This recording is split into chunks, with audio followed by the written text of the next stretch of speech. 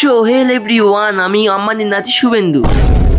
তো গাইস, সকালবেলায় Nigerian black coffee খেয়ে দিনটা শুরু করি, তারপর বিরিয়ানি দিয়ে মুড়ি দিয়ে বিরিয়ানি এসব দেখতেই তো তোমরা পাচ্ছ গাইস। আর এইদিকে তো গাইস তোমরা দেখতেই পাচ্ছ আমার বাবা অনেক কচুরি বানাচ্ছে। আজকে মনে হচ্ছে আমার বিয়ে শাদী লেগেছে আবার একটা। সরি গাইস, আমার চাকরানি মহারানী বউ তো এখানে বসে আছে, ভুলেই গেছিলাম।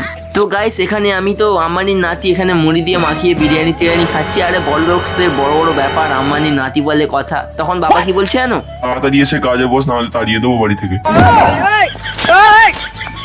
তো গাইজ আম্বানির নাতি কাজ করবে কি করে ভাবলে? আমি এখানে লাগেজ প্যাকেজ প্যাক করছিলাম, দেখতেই পাচ্ছ তোমরা গাইজ।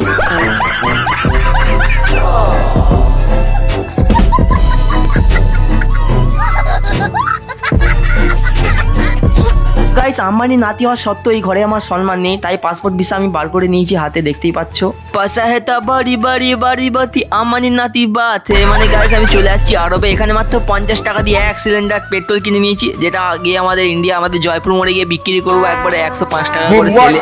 তারপর আমার বাড়ি থেকে ফোন আসে যে এত টাকা নিয়েছিস, বাড়ি চলে আয়। তারপর বাড়িতে আমার প্রচুর সম্মান গাইস, তো তোমরা দেখতেই পেলে।